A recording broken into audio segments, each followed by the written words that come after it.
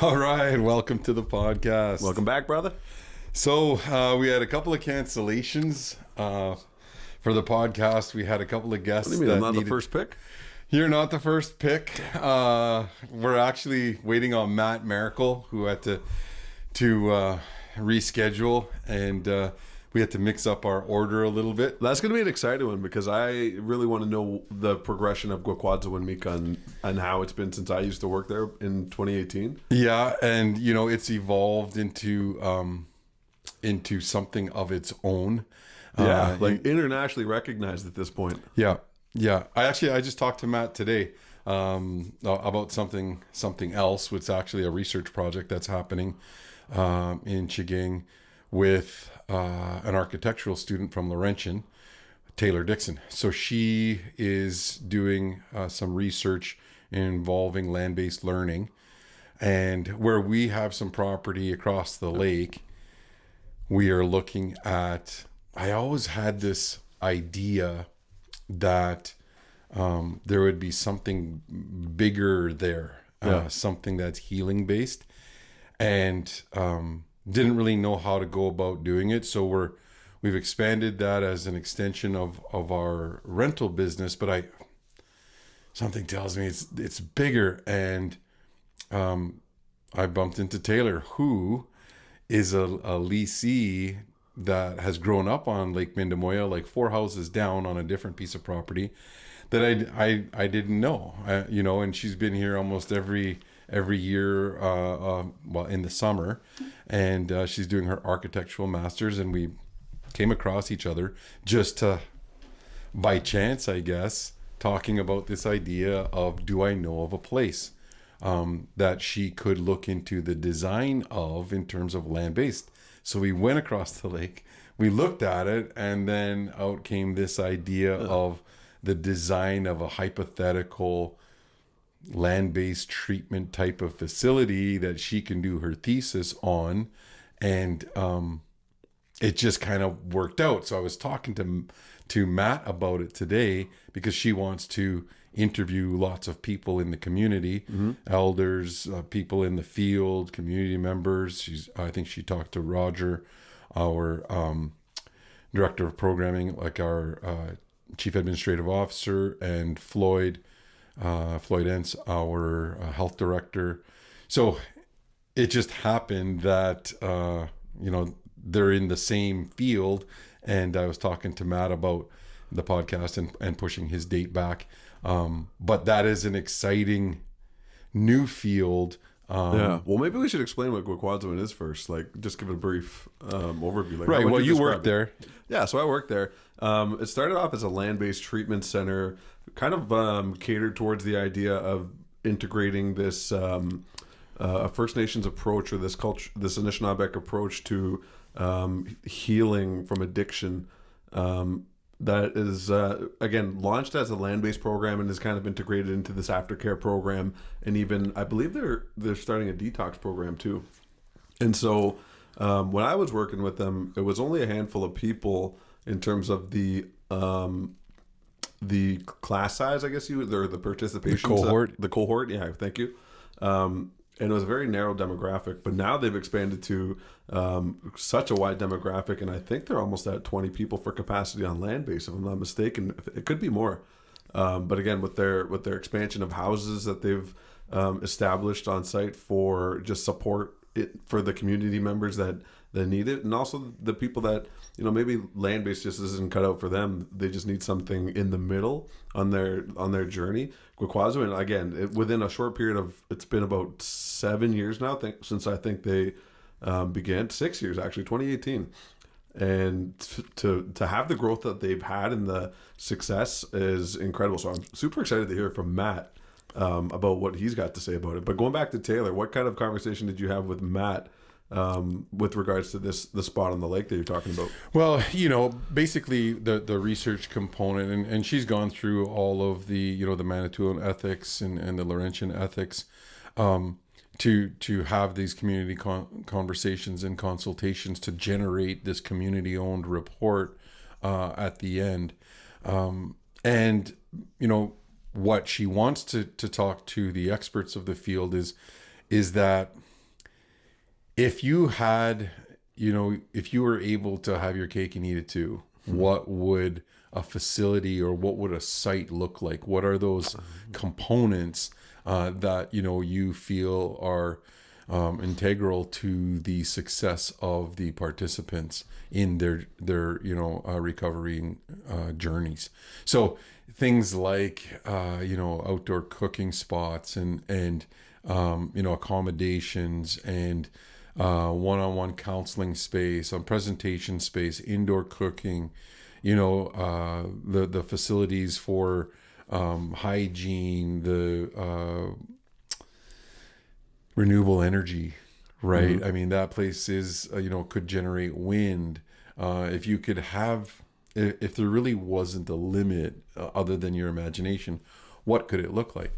And, with Matt and Anne Marie and Sam and all of the people that work there, they're going to have, the best idea of what has worked, what didn't work, what would they have done differently, right? In terms of planning and the design of success.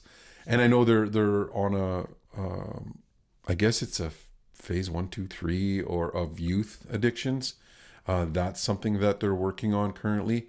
So, that's just an exciting aside for what, one of the businesses that we're currently doing, but then thinking beyond that for Chigang or for an idea that I'm interested in terms of psilocybin research, in terms of getting to the root of trauma that evolves into some type of an addiction. I think that's a burgeoning market and field of science really that might hold some solution to us as Anishinaabe and First Nation people, considering our histories with trauma. I don't think there's any limitation right now, especially when you're just in the ideas phase of something like that. And then having someone in literally your backyard who's that type of an expert in terms of architectural design to be able to carry something like that out in a win-win scenario, not only for her and for her degrees and whatnot, but also for the community at large. I just think it's an awesome opportunity. So Matt was is going to be one of our guests, and Kevin Ishkok through ITO had to take off today a little bit earlier than planned. Kevin is the president at Indigenous Tourism Ontario, so we had to reschedule his podcast for hopefully next week, because we do have a really busy time coming up. But Kevin has I know Kevin well. I've known him for a long time. I coach his daughter Soraya on the volleyball team, which I'm going to talk to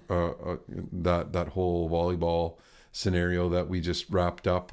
And his son Cohen is just this top prospect down in the Greater Toronto Hockey League in the U16 division, I think, because this is his draft year coming up. And so he's this hockey phenom that's playing down south. Kevin works down south, so he had to blast off early today to make it to whatever they're doing in the hockey AAA world down at the Hill Academy.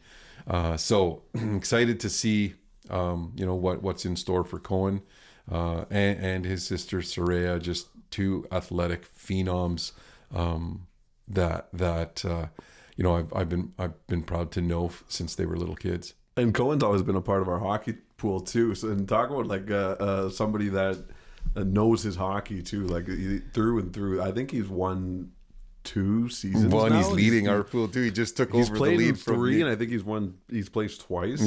Yeah, for sure. He knows what's going on. I don't even, the picks that he makes, I'm like, who's he picking or how's that working? And then, lo and behold, he's at the top of the league or the top of the pool. The food chain. Yeah, for sure. So, that's kind of, in terms of just being busy over the next couple of weeks. We're trying to plan these podcasts so that we do stay on this schedule that, this is podcast 20 for us. And we just made it a point in the new year to make sure we're putting out content. Yep. Right. Once a week. And I'm traveling in the next little while. I get to go down. I'm excited because I get to go to Boston. I'm going to go visit a buddy of What week ours. is that? When do you go to Boston? So that is March 6th. The 6th, the 7th, and 8th. Fly back on the 9th. We're going down to see Alan and Tammy, Dr. Alan Corbiere, professor at Harvard. Just blows my mind. That's awesome to say, eh? It is awesome. I mean, I'm Harvard. So proud of him, and I remember growing up at that guy's house when I was younger. Yeah, because you were good friends with his kids, and Dakota and Vanessa and Togsit and Namwate. Yeah. So that's wild to think that that guy that I grew up with, always cracking jokes and very, very funny, chill, very relaxed guy. Went on, and I remember when he made that transition into this educational journey that he's on. He was kind of I knew him as the Ojibwe teacher to some degree at school, because he would come in and teach that class here and there. And it was, I must have been 11 or 12 when he started to take it seriously, and that trajectory now to be a Harvard professor. Yeah.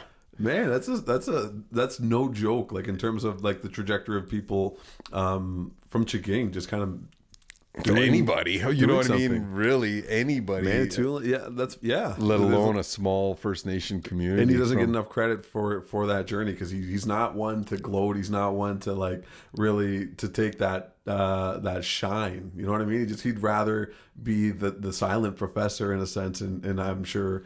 I'm sure he's humble, or not humble, but he's he'll take his ovation when it's deserved, which it always is. But he's not looking for it. No, and even in saying that, he wanted to keep it quiet, hush hush about doing this fellowship, because I think he's with York is the university he's a professor at, so they kind of borrowed him or stole him for a year. Yeah, and I went to university. At the same time as Alan, he was doing I think it was an environmental science degree at U of T, and I was doing a Bachelor of Science at McMaster at the same time, and I would spend the weekends with Alan, in Toronto, doing what we do at university, for those 4 years, and carrying on. And I grew up with him as well as a kid. Yeah. But I got to spend a lot of time with him there. And when we were at Lakeview School, I poached him from the OCF, the Ojibwe Culture Foundation. We designed a program called Anishinaabemowin Revival that we needed a director for, but we could, there were few and far between that had that expertise. So we stole Alan. We prepped for 5 years in order to be able to steal Alan from the OCF directorship to come over and coordinate this language initiative, which he was, already well on his way down that journey of reviving, his language for himself. And at that time, also going and starting his PhD studies. And so, we've been partners in crime, so to speak, for a long time. And I've considered him a really good friend for many, many years. And I get to go see him deliver a lecture at Harvard on bandoliers, so beaded bandolier bags. And then we're going to go to the Peabody museum, the exhibit on that. I know that might not sound that exciting, but when your buddy is given that lecture at Harvard, and you get to sit in on that, and take it all in, as well as go to, a renowned museum like that. Not to mention, we'll definitely be going to the Cheers bar. Like that is something, you know, I was a huge Cheers fan of the show. One of the, you know, best sitcoms of all time, really. And, you know, we're going to go check that out. And then it just so happens that the Leafs are in town while I'm in Boston. Oh my goodness. So, yeah, we'll be going to a Leafs game in Boston. It'll be the cheapest Leaf game you ever attended. Oh, son, they're on a heater right now. They haven't won 7 straight games in 20 years, and last night they pulled it off. Right? Like it's phenomenal. Or Saturday night they pulled it off, and you know, now's the time to be watching them. I even posted it. I posted it on, I think it was Coach Chippy, or I don't even know, one of the Instagram accounts that I follow. Oh no, it was Chicklets, I think. Spittin' Chicklets, yeah. Where it was like, you know what? Because I always try and watch the game with my old man, and I was working out, I think, and I missed the first 2 periods with him. But I was texting back and forth, and he, after those first 2 goals, and he's like, oh man, here it comes. And I'm like, you know what? Let's just be patient here. For the first time in a long time that I can remember, I'm like, I'm all right. I'm okay with a 1 or a 2 or a 3 goal deficit, because these guys can come back, right? Coming back without Riley doing that 5-0, and then he returns as their number 1 D, winning 2 more. Dude, it's again, the Leaf craziness. It's fun to be a Leaf fan again. Come off it. Listen, I hear the same rant from you every stinking year, my friend. And it's this fantasy of getting past the first round of playoffs. Listen, when you've been around as long as me, it's a long fucking time. You earn the right to have hope, and you know what? that sometimes is all you have is hope. But for once, we have a little bit of skill. I will give you that. Yeah. Like on paper, you guys have probably the best team in the league, debatably. I mean, pretty close. I mean, it's Colorado. Yeah, you got Colorado. You've got Edmonton. You know, is got a powerhouse of a team. Vancouver looks really good right now. Mm-hmm. Senators on a good night, you know, could maybe hold a flashlight or a candle. For the record, we're 9 points away from a playoff spot, and we have 3 games in hand. For the record, Speaking of hope, you've got, you know, but there are, you know, in all reality, there are any handful of teams that has the potential to pull it off down the stretch, and we all know that it comes down to defense and goaltending, and you know, we've got a shaky mental game goalie who can stand on his head, you know, and his 2 backups have done quite well. I think when Wall comes back, and you know, you've got the potential there of 2 really good backups, but you know, Samsonov has to own that position and not let the mental game get a hold of him in the crucible of hockey markets like Toronto. And you know, does he have the mental stability to stick it out? So on that note, who's on your Mount Rushmore for Leafers all time? Oh man, well, you know, we were talking about the Hart Trophy yesterday. Yep.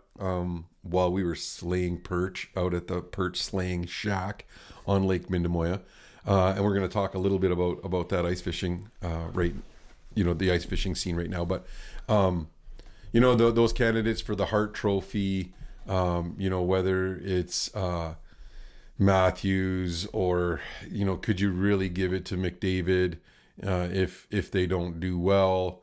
You've got McKinnon. I mean, Kucherov, who's been involved in 50% of the goals for that team. Yeah, you know, like it's tough to the market is so talented, It really is a tough decision to make. But if we were looking at Leafs all time, I definitely would go back to Daryl Sittler. I mean, because it's me. Okay, Sittler. Like, all right, of where what I remember.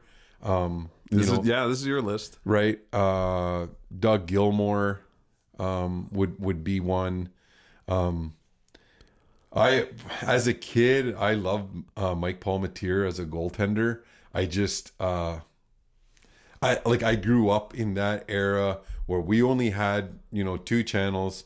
You had to be a Leaf fan really, because, Hockey Night in Canada, you could only watch NHL one night a week, and it was Hockey Night in Canada, and it always played, they always played the Leaf game, right? And so we would set up goalposts in the living room. We had wall-to-wall carpet everywhere in our house, and my dad and myself and my brother, we would play handball hockey and watch the Leafs, and Mike Palmateer was a part of that.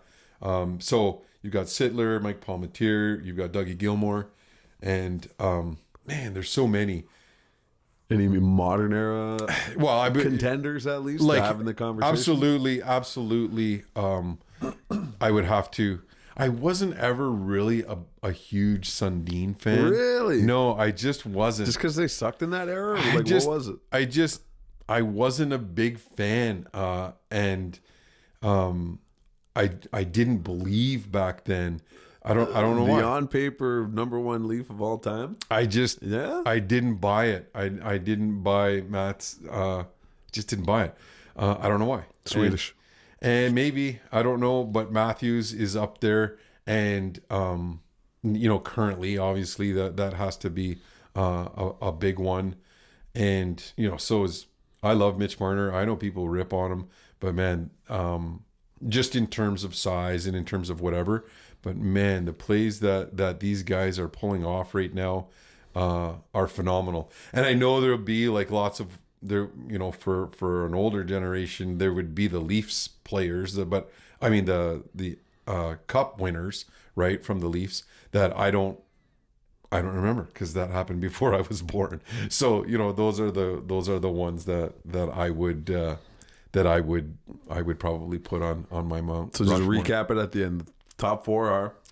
So it'd be Sittler, it would be Gilmour, it'd be Mike Palmateer. I want to put a goalie on there because I think it's important. And would it only be 4? It's only 4. I'd have to pick Matthews then. Yeah? Yeah, I'd have to. I think Wendell Clark is up there. Eddie Belfour. Yeah, I think Wendell Clark for his, the scrappiness, and it was just like he was fun to watch. Ty Domi, I mean, yeah. you when you're 5 foot whatever he was, 8, and fighting 6'2" or 4" Probert on cocaine, right? Who was a maniac, or Chris Simon, or whomever he fought, and you were thinking he's gonna win, right? Or for it to be outcome as a draw. Yeah. That was just back in the fighting days. Like, that was, you hoped for that, right? Yeah. And I'm not gonna lie, I mean, I kind of still hope to see a good tilt every once in a while, because it is a high contact sport, right? And you get pissed off, you get angry, and you got to let it out, right? So as long as no one gets hurt. But it happens. We're MMA fans, so really. Oh man, yeah. The fact that hockey is losing its fighting is, I thought it was a sad thing, but I actually enjoyed watching the game a little bit more in terms of the athleticism and the skill. Like, there was a transition period, and it was probably during that time that Don Cherry was leaving CBC, where I was really holding on to the old school kind of hockey mentality, as if you got to get the brawlers out there. You got to have the Zenon Konopkas, or the who's the fella, Ryan Reeves, on the ice. But now, like, watching hockey for like the skill level it's a lot more fun, I think, because the dangles and the new moves. Like, we had 2 Michigan goals this year, and has there ever been a Michigan goal in NHL history? I don't know. No, nothing like that. I mean, the skill level though is just so much higher now that stuff is the next part of the evolution of a game. but it happens at such a fast pace, you know, and there's body contact, and you know, emotions get the better of people. I think, you know, unless they get rid of that somehow, right? You'll like, of those components, you're never gonna be able to get rid of the testosterone driven, you know, anger and frustration of, you know, loss or whatever, and taking slap shots on empty nets, taking slap shots on empty nets and shitty moves like that. But I just don't think that it's going to be very hard to take that out, because of the way, and it might very well, as we evolve into a docile, you know, organism, right, that doesn't fight and doesn't swear and doesn't, right, everything is, you know, but right now where we are, you know, this world is a violent world, and that's a microcosm of kind of, you know, where the rest of the world is in terms of not only high skill, high motion, you know, entertainment value, because really that's what it is, right? Yeah. It's entertainment, and some violence and aggression, right? Mm-hmm. If you don't want fights, take out hits, right? No. Take out hitting in hockey. You won't have any more fights, and then you'll have the All-Star game, which sucked, right? I hate watching the All-Star game. Yeah. And I don't even turn on the basketball game, right? All-Star game. And I like basketball. You know, I don't love basketball, but I love the Raptors. And I don't watch the NBA All-Star game and watch them throw 200 points, right? Like 200 to 196 or whatever. Nah, that doesn't entertain me, right? I want to see skill and competition. Yeah. Right. Yeah. The grit and grind of competition, because that's where, you know, I think that's where you're put to the test. It is akin to being in control, right? In when you're maximum adrenaline, and, you know, I think I will give a shout out to the MSS volleyball team now, because we just got back from the Northern Ontario finals, the AA finals. Oh yeah, how'd you guys do? In Sault Ste. Marie, and we lost a heartbreaker. It was a phenomenal exhibition of skill, from a small town school. Our team, you know, doesn't have anyone over 5'8", and we took the team that won it to the absolute max. We lost 15-13 in our game against them, and they went on to win it, and we'll be going to OFSA. So it was just you know, it was they were phenomenal to win 25-22, and then we lost a game 31-29 the second game. If we had won that, we would have went on to the final. Dang. It was just, but it was awesome, because it was so much hard work, and it was trying to harness all of that adrenaline and still function, right, in this high pressure cooker of a moment, you know, on the court where all eyes are on you, and the odds are stacked, you know, not in your favor, because we're a single A school with, you know, 7 players going up against AA schools, mm-hmm. with, you know, provincial players. And it was just, I was so proud of their effort. You know, it was just fun to watch and a privilege to coach. But I think sport does that for us. I liken it to, you know, those absolute peak adrenaline moments of hunting, where you're trying to manage, you know, that amount of stress, and whether it's you're afraid, or whether you're excited, whether you're all of the above, and still try and execute, you know, what it is you're there to do.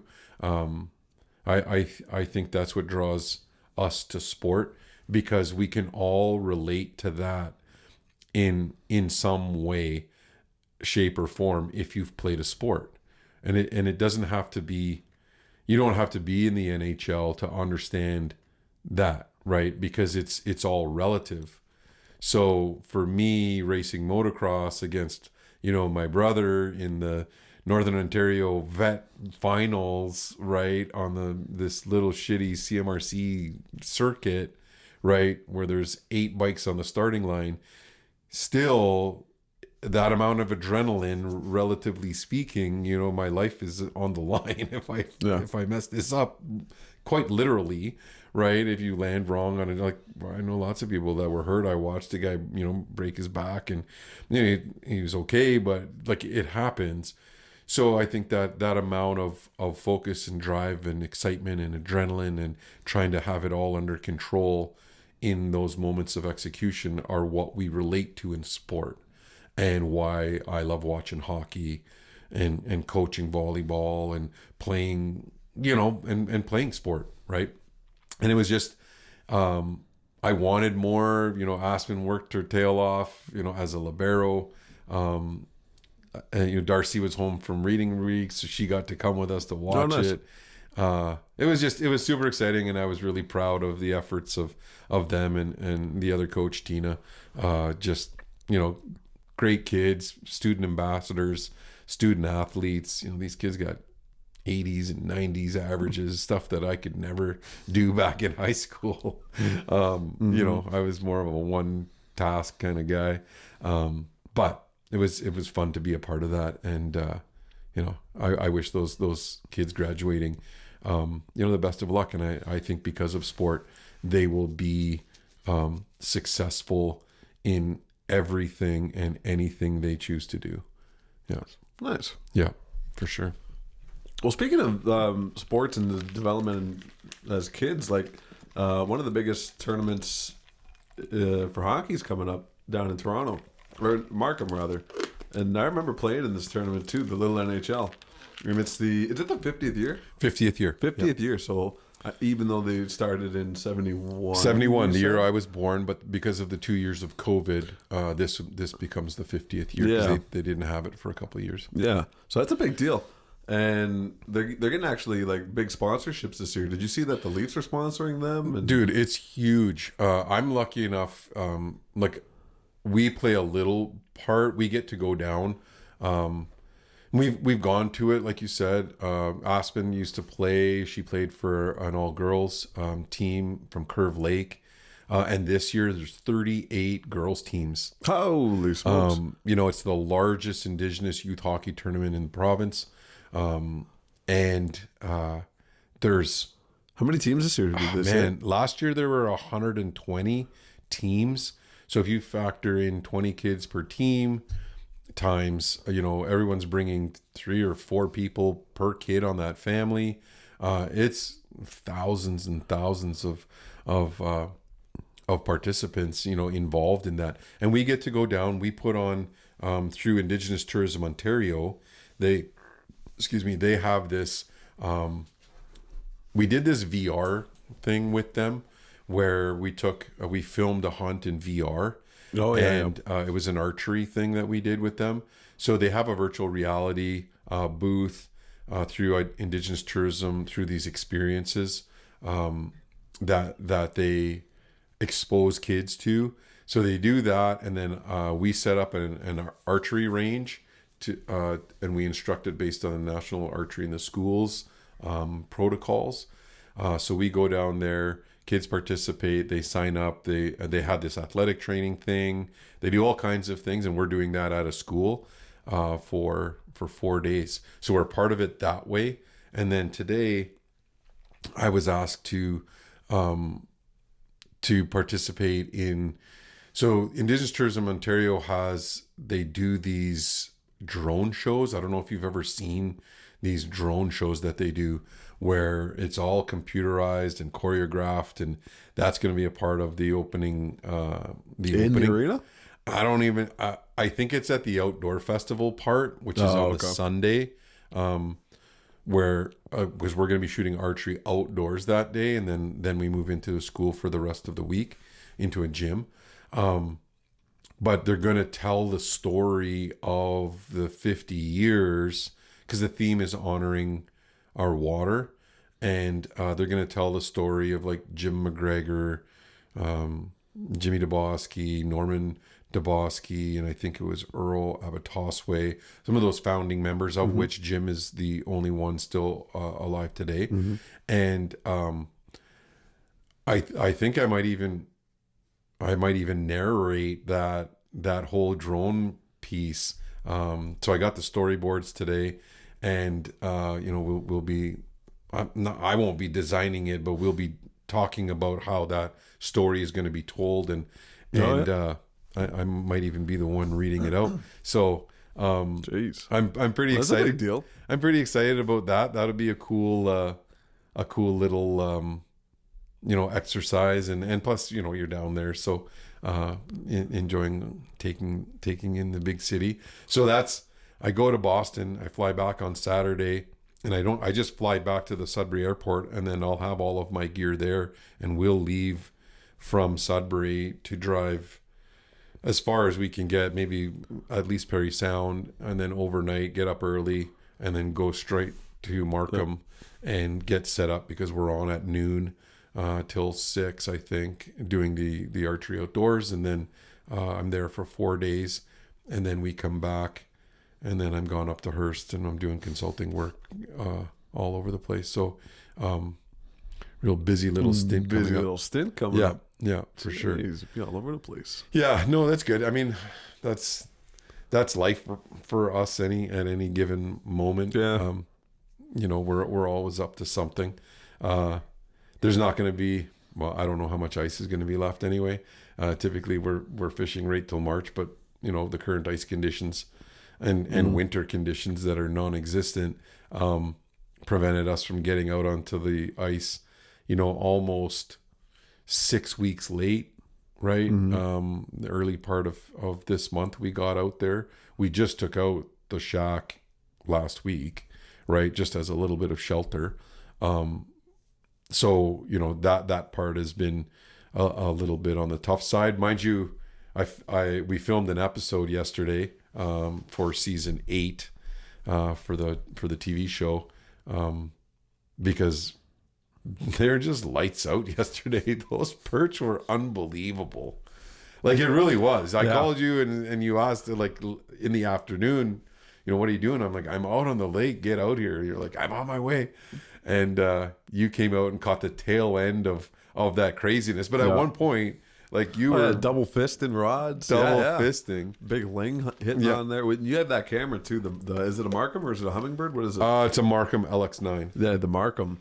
So where you get to see the fish coming in from out of nowhere, like jaws coming in from the abyss. And that's, even though they're like little perch, maybe 13 inches at max, I think was the biggest one. But that is like a fun little thing to see them coming in from nowhere. And it feeds my screen time addiction. How maddening were we just screaming at the TV or at the little Markham camera there when perch were just coming up to the bait and not hitting their nose. Yeah. You jig or as you'd hard miss as you it. could. Yeah. Well, that's the problem with those Markhams. It's not a problem. It's a good problem to have, is that you just have to. It's so. Sometimes that bite is so subtle, right? Yeah. That you can see them flare, and they're only putting their mouth on it. So the Markham gives you that advantage of seeing that, because they might not actually bite that. Lots of times they'll bite that grub or whatever it is you have on there, or the tail end of the minnow, and they bite it, and then they release it.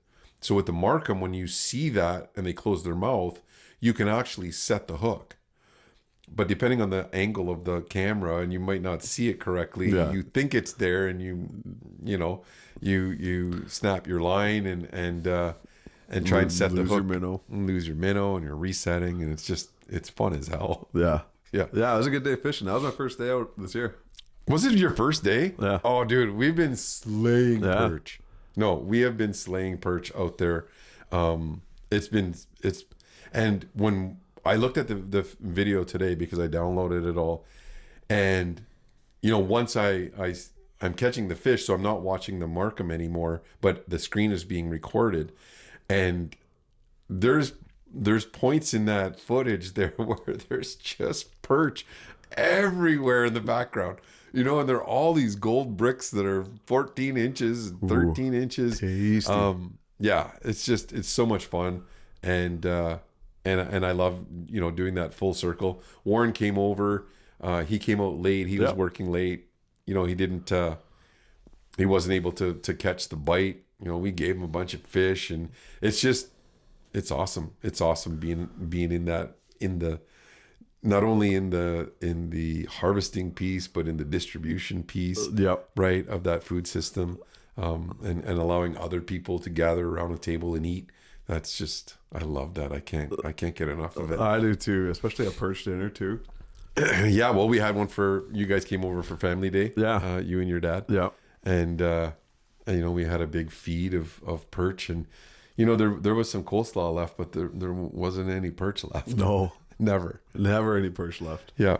And you know, and at least there's enough ice this week, because our friend Stapler has his big stag and doe. Oh yeah, he's got a big fundraiser going on. Which is, it's unique. So it's called Tying the Knot Ice Fishing Derby. So it's basically a stag and doe fundraiser, or buck and doe. Usually it's a dance, and they got a bunch of whatever going on. And, you know, and people drink and get shit faced, and, you know, and spend a bunch of money, and the proceeds go to the bride and groom. Yeah, shout out to Carly and Brian. Yeah. And they're doing it different. They're doing they got a bunch of prizes donated, and I don't even know how but it's $6,000 donated, or $6,000 worth of prizes that you can win, and it's a live release derby, videoed. So I'm not really sure how it works. So I'm assuming you catch a fish, you measure it, right, on a board with a tape. Oh, okay. Right, and then you live release it, and that's how you. So it's length, it's not weight. Yeah, I think it'll be length. Yeah. Okay. Yeah, I think that's how those live release tournaments work. Yeah, okay. Well, I see a lot of tournaments now that are getting scandalized with these cheaters in putting, you know, weights in the fish. Weights. Now. So I don't blame the tournaments transitioning to length now, because it's pretty hard to stretch a fish out. You know, those guys, they took a lot of heat, and I just saw the world record crappie one too. The guy got nailed for putting lead weights, like a bead in it or something. I don't know. Like, how do you think you're not going to get caught? I don't understand that. Mind you, so listen to this. After that, so we've had the salmon derby here for a long time. Dave Patterson, who I hope is going to be a guest on the podcast as well. He's doing some crazy work. He's part of the Ontario Fishing Guys. He used to work for the Expositor. He has this new business called We Have the Wood, where they do these cutting boards and crazy ass designs. Anyway, he's a great guy. But when they did the Manitoulin Classic Salmon Derby, right?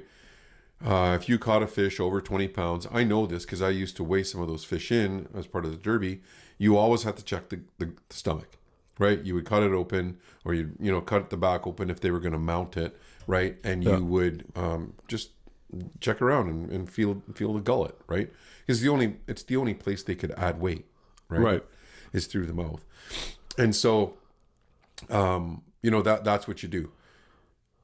We went down to the Great Ontario Salmon Derby, and last 2 years in a row, and we caught a monster salmon, right? It was just shy of 30 pounds.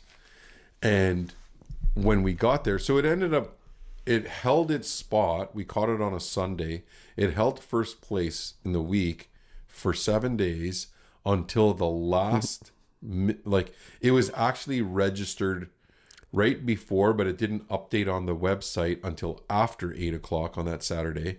So it went from a $10,000 fish to like a $3,600 fish, which, we're happy, and that's great. Johnny Zigzag caught the fish, and we got it, made a great episode, phenomenal fish. But we went to weigh it, right? So it was just some kid, some summer student who, was on his phone. We walked up with this monster fish. He's like, oh, that's a big fish. Put it on the scale, 29.24 pounds, right? And he's like, yeah, that's gonna win first place for the day, and it's gonna take the lead. I'm like, well, what's the weight of the fish that we beat? He's like 29.16. So no, sorry, ours was 29.20, and we beat that fish by hit the winner previously was 29.16, right? And then the fish that beat us a week later was 29.24. Tenths of it's tiny amounts of weight. And I said to the kid, so what next? Do you check this? He's like, well, what do you mean? I'm like, do you not check this fish to see if we put anything in its stomach? He's like, no. I'm like, what? How easy would it be for someone who doesn't give a shit to say, hey, we know the leading fish. Look at the leaderboard says 29.20. Our fish is 29.19. Grab a 2-ounce weight. Yeah. Shove it in there. Like a 2-ounce weight is small, dude. It's not very big, right? On a 30-pound fish. Like you know what I mean? It's so easy to cheat. Not that I'm saying these guys cheated. I'm just saying that that's the nature of the beast. When you have money involved, people will cheat, right? They'll deflate footballs if it gives them a freaking advantage. They'll change the weight of a puck. They'll do, I don't know. They'll do anything. It's for money, right? And so, I think. When we're looking at it from that perspective, I think those, you're right. It's harder to cheat on the length of a fish when that's the length of the fish. Yeah. Right. Unless you get two 14.14-inch perch, right, or whatever, and then if you do, what we always did is it just goes to what time, who caught what first. So if it's a tie, it goes into entry time, right? And who cares anyway? It's a fundraiser. But on those big derbies, right, I think we'll start seeing a change. Because, we did, John Ainsley and I, we fished one of the Huron Bass Classic derbies and bass derbies. And so there's, I don't know how many boats, a dozen or 18 boats or whatever. So we all blast off out of the Key River Marina, so that's on Highway 69 going south, and we go out into Georgian Bay. We fish, we keep our best 5, we bring them all back live, and then we put, let's say 10 boats or 20 boats times 5 great big bass all back into this little wee spot right in the Key Marina. If I was a kid, I could imagine if I knew that as a kid, like that on the Sunday of the bass, after the bass derby, right? I'm throwing my line in that little wee marina. I'm trying to catch some slabs of 5-pounders, right? Even that is that something that, is that the best practice for a derby, for those derbies? Yeah. Right.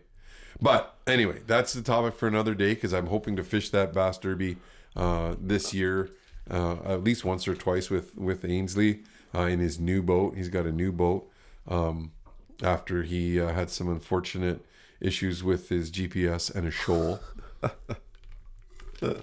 And but this weekend I'll be fishing in the Stapleton. It's actually called the Stapleton Wedding 2024, and you can. How do you sign up for it? That's exactly what you do. You go to Stapleton Wedding 2024 at gmail.com, or you can call Stapleton. His number is 705-282-4875 to get your tickets. So you can get your tickets online. That's for all inquiries. It's not just tickets. Just call him for anything. Yeah, call him for anything. I mean, his number's on whatever. He does landscaping. I think he actually only answers his phone between the hours of 2 a.m. and 5:30 a.m. I think it's 3 a.m. to 6. Yeah. That's the best time to get a hold of him. So flood his phone. Yeah. I hope that's his phone. Maybe that's his. It's probably Carly's. No, he's. I'm sure it's his phone. But yeah, that's going to be, and it's a 2-dayer. I think it's the second and third. So, Oh yeah. yeah, it should be a fun time. We got the shack out there. What's the entry? Do you know? I don't even know. Probably $50. Oh, how are we gonna get a sponsorship? We can't even plug. I know. Yeah, $50. I think that'd be fair. Anything more is highway robbery. Stapler. Yeah. Well, check it out on Facebook. Yeah, it's on Facebook. Yeah. But yeah, so that's what I'll be doing, winning that derby this weekend. And is it just Manitoulin Mindemoya or any lake?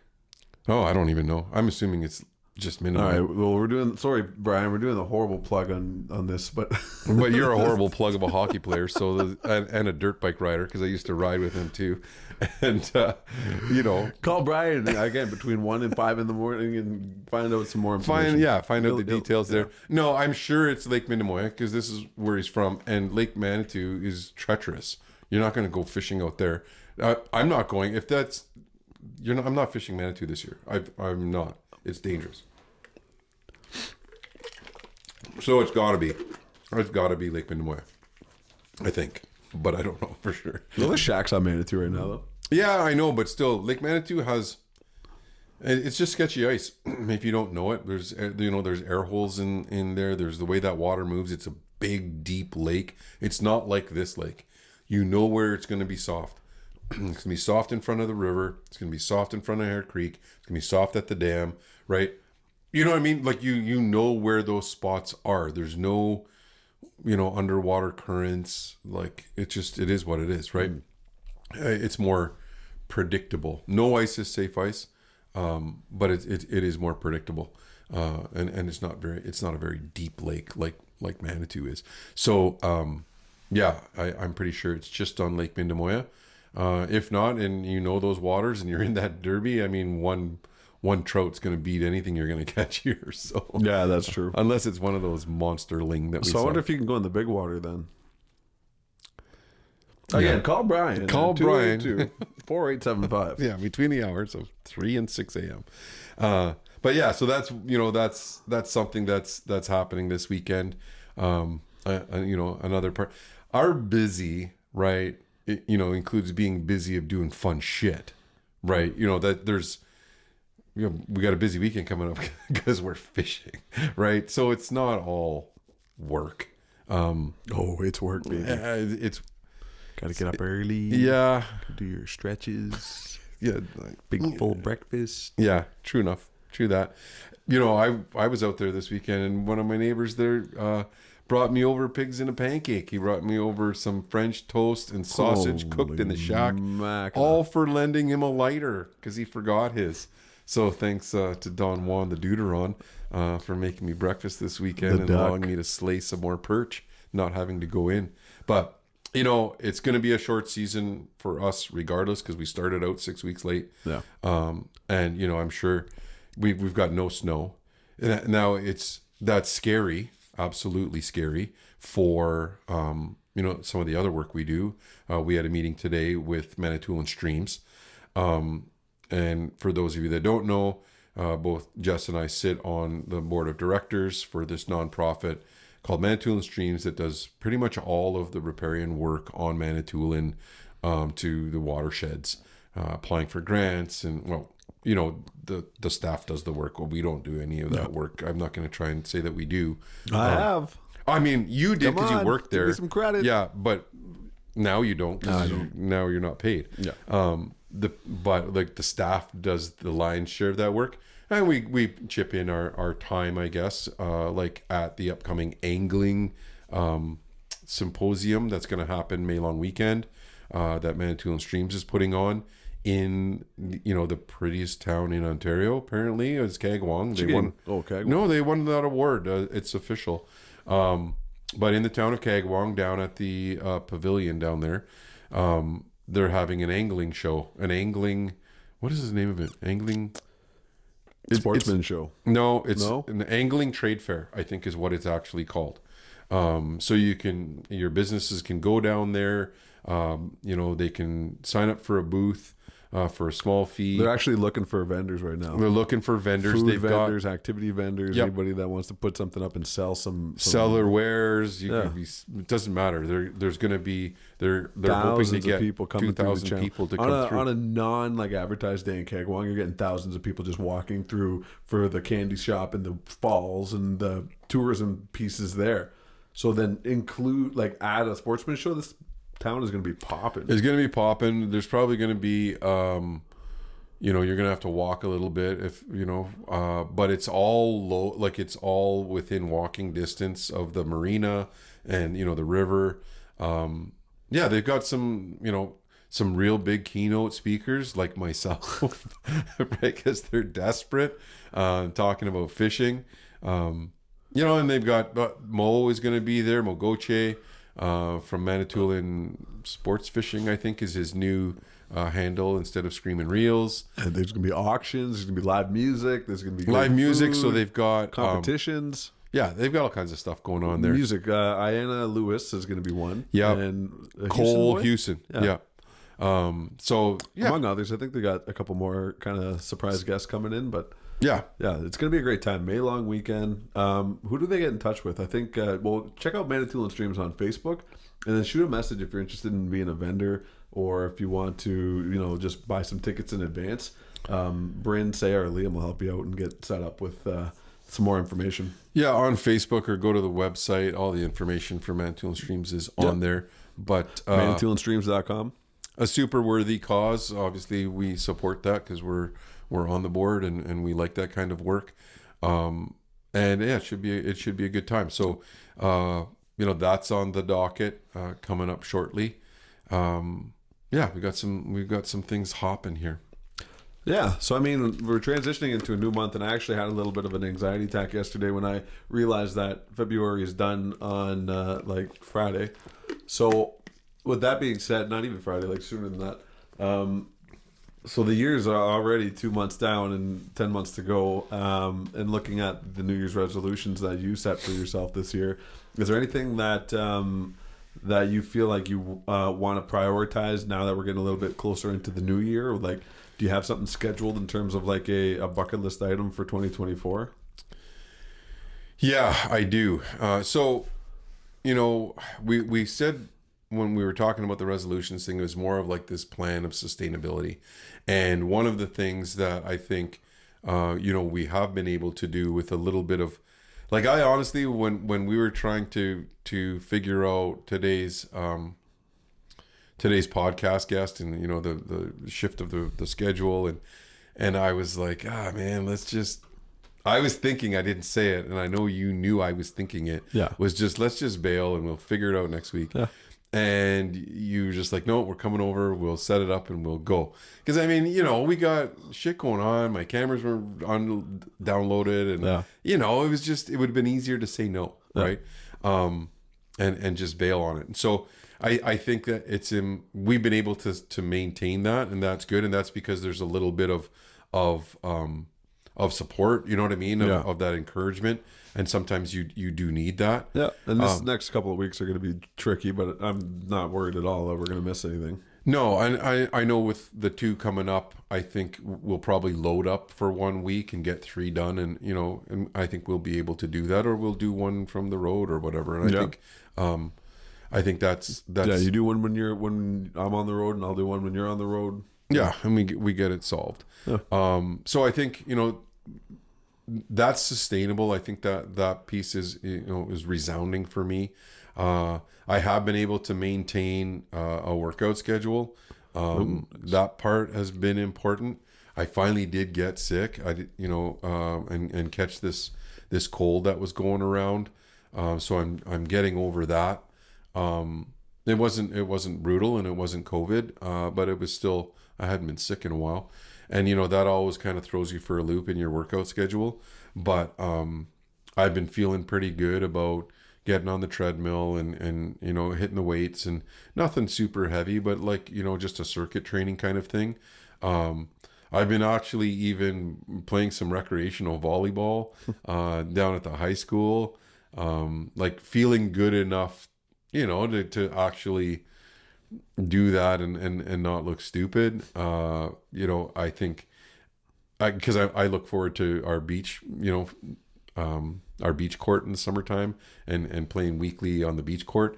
So I don't want to not be ready for that. So I'm feeling pretty good about that.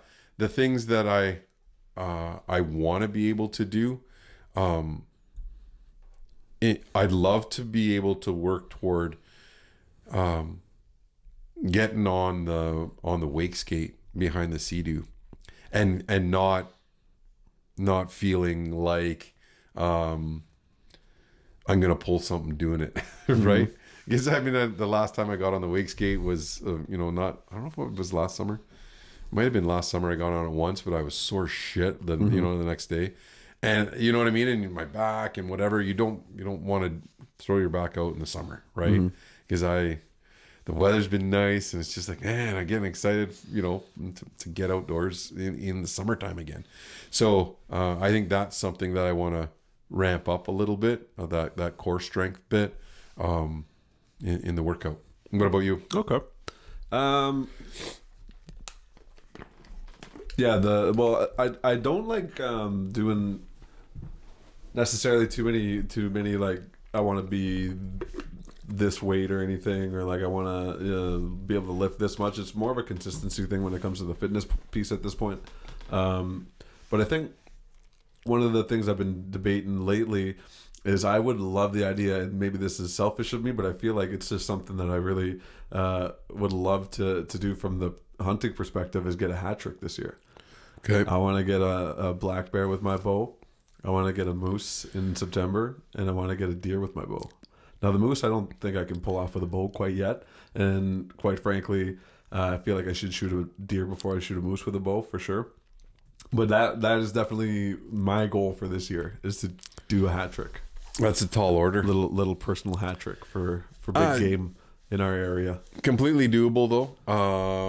I do think that if you're thinking about, I think the deer and the bear are slam dunks, especially if now this is the thing, and I got into it with Aspen when she had opportunities at deer, and she wanted it to, she set her sights on not just shooting a spike or not, and I'm like, you can't say just, right, and it's trickery that the industry does, and I'm guilty of it, of trying to harvest mature animals, and whether they're at the top of their game, but larger racked animals, whatever, right? It's part of it for us and for me. But when you're trying to do that, it does need to have a foundation of like food and security and sovereignty, right? That needs to be a part of it, because respect is embedded in those things. And setting your sights on just getting the job done, right? So, and you have to equate it to like, okay, if use the hockey analogy, right? I'd love to win the Stanley Cup, right? I'd love to, or the Memorial Cup, or I'd love to win the Island Championship, right? And or whatever those upper echelons and tiers of goals are in sport, right? That doesn't happen until you get these things down pat, which is like score a goal, which is like whatever, right?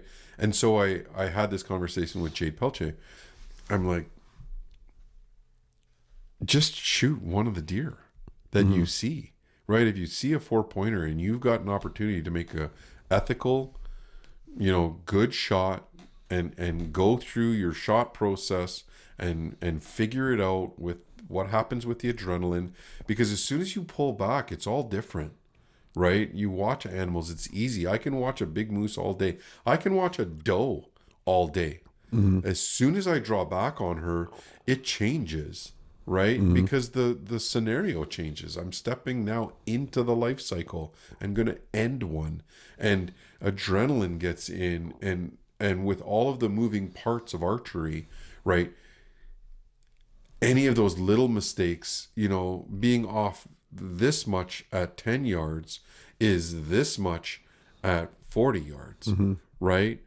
And branches and wind and whatever. So my advice is, in I think it's a worthy goal, is that when you're in that scenario, set your sights on that. If I see a deer that is within range, that is that's a buck that I'd be okay eating, right? Then that's the deer I'm going to take. Yep, definitely. Right. And I think we too often make the mistake of, I want to shoot a mounter and I want to whatever. And then you go, 10 years without and ever get obsessed in that chase. Yeah. And you no one cares about that. Right. Like, really, it's like, set these goals that are achievable for you. Yeah. And then work your way up. I think that's an important part. And I do think that if you were to have moose on your radar for archery, I think it is doable. I think it's doable right now if you set your sights on it to, have. I want to be shooting 70 pounds when I'm shooting a moose. Yeah. Right. So I think, but legally, you can shoot much less, but everything else has to be much more perfect. Right. Right. And so, but if you're going to do an archery moose, do a crossbow moose. Right. Yeah. And that's archery tackle. And I'm not going to split hairs, with the proponents and opponents. Right. In terms of what is archery and what isn't.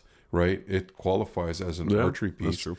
And if you want to test your adrenaline, that's how you test it. Yeah. But you've already been there with a moose. You know what it's like, to shoot one, at distance and shoot one relatively close. Yeah.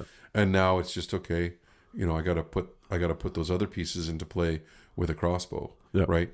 And I think it's all doable. 100%. Those are worthy goals. Absolutely. Yeah. Yeah. Yeah. So that's my plan for 2024. Yeah. No, that's awesome. You said you had one of the other guests that we want to have on is Jordan Chandler. And for those of you that don't know Jordan, he's a big curler, right? He works for one of the realty companies on the island. He was my realtor when we sold the farm. We both know him well. But you have a friend in the curling world. Yeah, so my buddy Trevor Bonnet is on Team Northern Ontario representing this area for the Tim Hortons Brier this year. And that's a big deal, man. That's the nationals for all of curling in Canada. And then the winner can qualify to go to Worlds and represent Canada on that biggest scale. So yeah, Trevor, I don't know if this is his first time going to the Brier. I have a feeling it is. And if it's not, sorry, Trevor, but I just wanted to give him a shout out. And if anybody wants to follow him at the Brier, it starts March 1st and it goes for, I think, 10 to 15 days. It's like a 2-week tournament. But Trevor's Instagram is at TNM Bonnet, BONOT. So just, give him a follow on Instagram and cheer him on from afar wherever you are. And again, the Brier is the epicenter of curling in Canada. And I know Manitoulin has quite a big curling community. We've got rinks in, I think, 5 different communities around here. So again, there's a bonspiel every weekend, it seems. So yeah, shout out to Manitoulin, shout out to Trevor, and good luck this year at the Brier. Yeah, good luck to Trev. I'm not so much a curler, but maybe a kerfler. I've thrown a rock or two. I've kerfled a little bit. That's about it for me. I know you go to some crazy curling thing in the summer. Oh, Summerspiel in North Bay. I can't talk about this tournament enough. It's the epicenter of like a great weekend. It's a lot of unshareable stories that I have from a couple of these weekends, but the crew that we go over there with, I probably even shouldn't say the names because one's a teacher at the high school.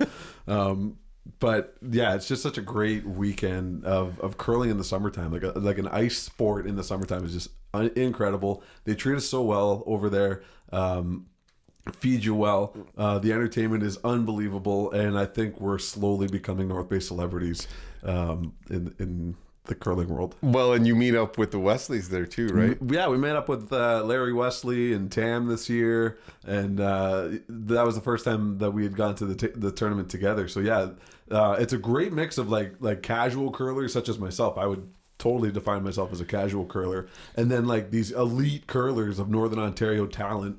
Like Kendra Lilly was there 2 years ago, and Trevor Bonnet curls in this tournament, and Tanner Horgan, like some big names come out to this thing, and it's just such a blast because they're not in that super competitive spirit per se. They're just here to have a great summertime curl. Yeah, it's a mean nothing tournament. It's just a have fun tournament. Yeah, it's a have fun tournament, and I told my team, as long as I keep we don't get blacklisted from this tournament, I'm 100% always that's a win. I'm always going. Yeah, that's awesome. Yeah, so it's right. So it's that type of like we almost could get blacklisted. That's how much good time it is. Borderline blacklist. Yeah. Okay, that's awesome. That's good to know. I probably won't ever go to that tournament. Yeah. Because we probably would get blacklisted, and we'd probably get kicked out of North Bay. Yeah. So that's good to know. And on that note, I think we always end off with a rose, a bud, and a thorn. Yep.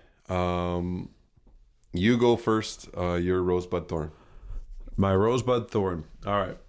So my rose this week, let me give it a couple of seconds of thought here. I've been having such a fantastic week. We had a great staff retreat for work last week, which I'm super grateful for. I think my rose in the next this time period has been hanging out with Sailor. Honestly, my little nephew. I think those moments of I'll find myself, just kind of being lost in the busyness of the week, and then the second my nephew comes over, or I come and pop in and say hi to him and his dad and his mom, it's like an immediate attachment to now instead of like thinking tomorrow, the next day. It's definitely a grounding element to my life that's so new to have a newborn in the family. To keep me grounded. So yes, I've spent a little bit of time with Sailor this week, and I think that has helped me to keep grounded in what's important, and then again just remember like to keep track of the now, because time flies, man. When you're a kid like that, he's already flying. So that's my rose, my bud. You know what? I'll do my thorn. I really have nothing to complain about at all. So just to find something to be a thorn, I would say I'm doing quite a bit of traveling the next little bit. Not that I dislike traveling, but the thorn is eating out all the time.